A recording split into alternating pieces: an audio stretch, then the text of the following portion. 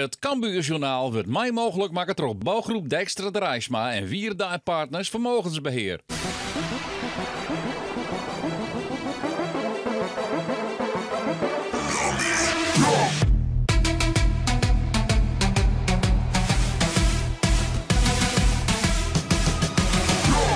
Welkom bij het Cambuurjournaal. We beginnen met Nijs oer het nieuwe Cambuurstadion in het WTC-gebied. Daar gaat voor eerst een streek terug in. Projectontwikkelaar Wieke Veste had onjoen dat de business case net helder is, wat inhoudt dat het stadion net rendabel te maken is voor de ontwikkelaar. En daarom gaat er dus voor eerst een streek terug de plan. Ja, teleurstelling is het understatement van het jaar, denk ik. Zeer teleurstellend. Het is natuurlijk niet zo dat het uit de lucht komt vallen voor ons. Wij zijn natuurlijk bij alle kernteams en bestuurlijke overleggen aanwezig. Dan voel je wel aankomen dat het heel spannend gaat worden. Zoals we al eerder hele spannende momenten beleefd hebben. Nu ook weer één.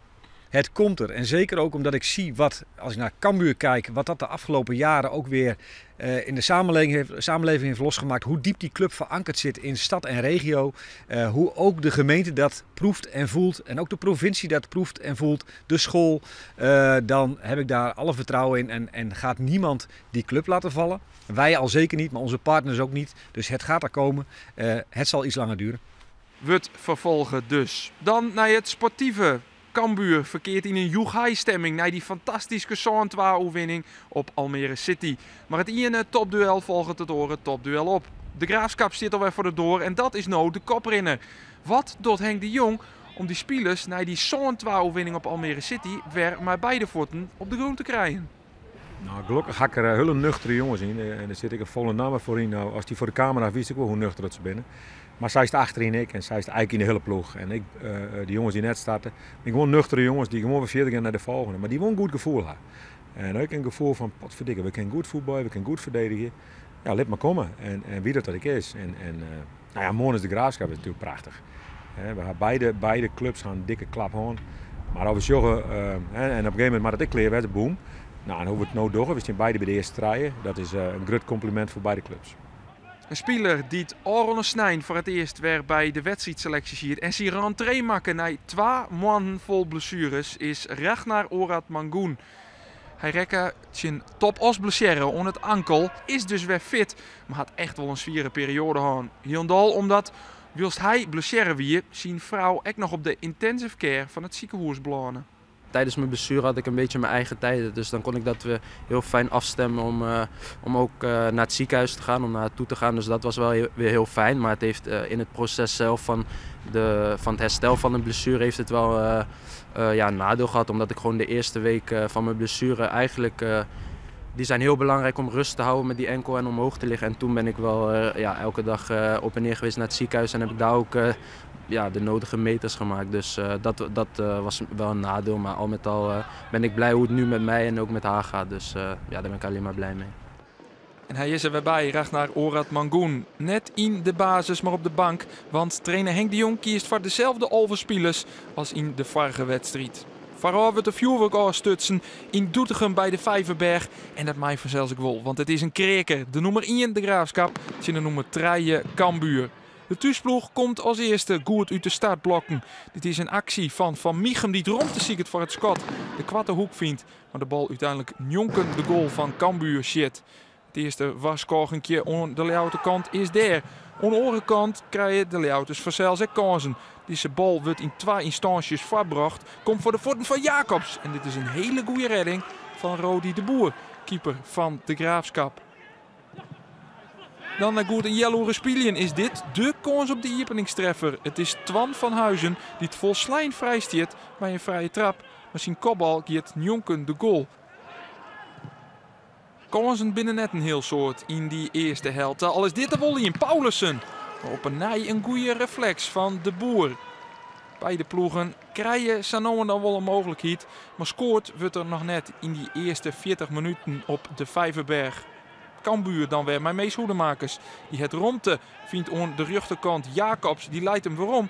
Maar uiteindelijk gaat de bal over de Efteline. En dus krijgt Cambuur een hoekskop.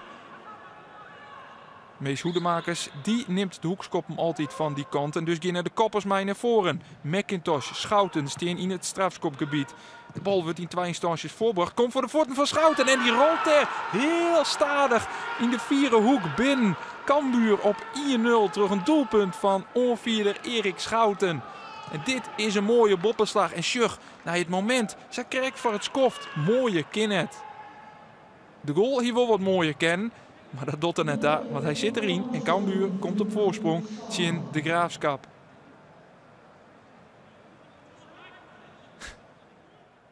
Dan in de tweede helte. Ja, de thuisploeg. Matt Kommer voor zelfs. Want zit ontje in de efterstoorn. Dit is Seuntjes. En een goede redding van Sonny Stevens. Tweede instantie. Ik dacht een Scott dat blokt wordt. Dan is het weer Seuntjes. Maar zijn kopbal mist dit keer richting. En wie de spits en onvierder van de Graafschap dicht bij de liekmakker. In die fase na het skoft het Cambuur het lastig. Maar dit opportunistische spel van de thuisploeg. Dit is op een ijsseuntjes. Een lastige hoeken. Maar waar stiert Sonny Stevens er attent te keepen. En had hij zijn goal skien. Lange bal op deze lange spits. Dat is het motto van de Graafschap. En ja, ze krijgen wel kansen daarmee. Hier echt weer een mogelijkheid. Wordt appelleerd voor Hens. Dat wie het net. En dan gaat in tweede instantie dit schot van Elmo Liefdink. Maar krijgt hoe de goal. Dat scheelt net heel vol. Jos Doken Smit je nog even uitleidt dat het absoluut geen Hens wie. Hij had er beide handen in het lier voor. En dus is het geen strafskop. En gaat de bal direct net in. Maar let op, Cambuur jouw hier een lesje in effectiviteit. Dit is Robert Muren, tussen 2 man terug. Krijgt hem bij Jacobs. In één keer de paas op Giovanni Korte. En hier maak je even stil voor wezen. Wat een prachtig doelpunt van Giovanni Korte. En dan is de blijdschap grut bij Cambuur. Is de frustratie grut bij Mike Snoei, trainer van de Graafschap. Maar wat een fantastisch doelpunt is dit, sis.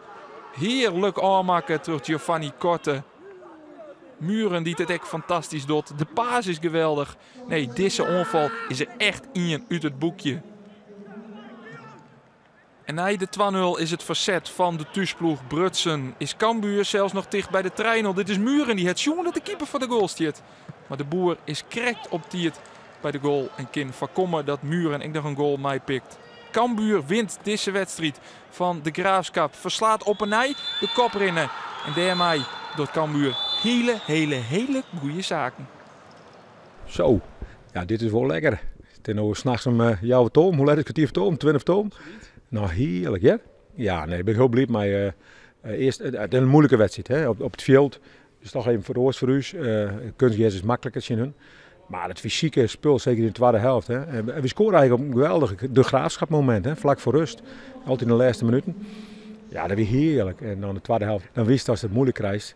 Want dan gaan ze pompen. En, nou, en dan hebben we wel heel volwassen spelen, vind ik. Net 1 keer in paniek. En natuurlijk krijgen ze wel eens een kans. Zit Sonny daar mooi rustig, bloedig rustig. En op het juiste moment zit Giovanni Korte er weer. Prachtig. Ik keek naar Jamie en ik weet dat Jamie daar over heeft voor die balletjes. En ja, ik dacht eigenlijk sprinten. En aanname was goed en ik kwam iets schuin voor de goal en ja, een chipje erin. Dus dat was lekker. Dat was echt wel een kantelpunt in de wedstrijd, zeker. En het was echt lekker. Daarna zakte de moed ook bij hun in de schoenen en dat zie je en dat voel je. Dus ja, we hebben een hele andere speelstijl. Wij voetballen wat meer. En ja, ik ben hartstikke blij met de punten. En ja, weer een mooie wedstrijd gewonnen. Wij worden door iedereen natuurlijk als favoriet bestempeld. En als je eerste staat, dan ben je ook favoriet. Dus ja, ik denk dat dat ook wel zo is. Alleen ja, het is niet zo makkelijk als iedereen denkt. Soms ziet het er misschien makkelijk uit. Maar ja, wij moeten gewoon elke dag gas geven en elke wedstrijd. En dat zag je vandaag ook. We hebben knijterhard gewerkt met z'n allen. Het was niet dat we even iemand zoektikken of zo. Dus ja, daar moeten we wel hard voor werken en daar moeten we voor waken. En dat doen we goed, denk ik. Het Huddewerkje brengt Cambuur bovenaan de ranglist in de eerste divisie. 28 punten uit 12 wedstrijden.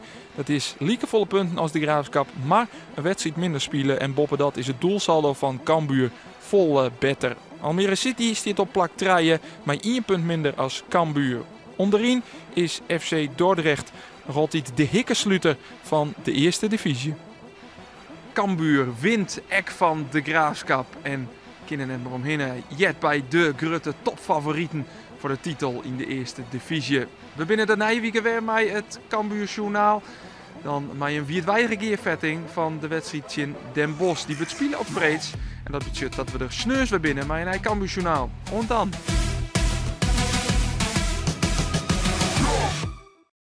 Het Cambuurjournaal waard mij mogelijk maken door bouwgroep Dijkstra de Rijsma en Wierda en Partners Vermogensbeheer.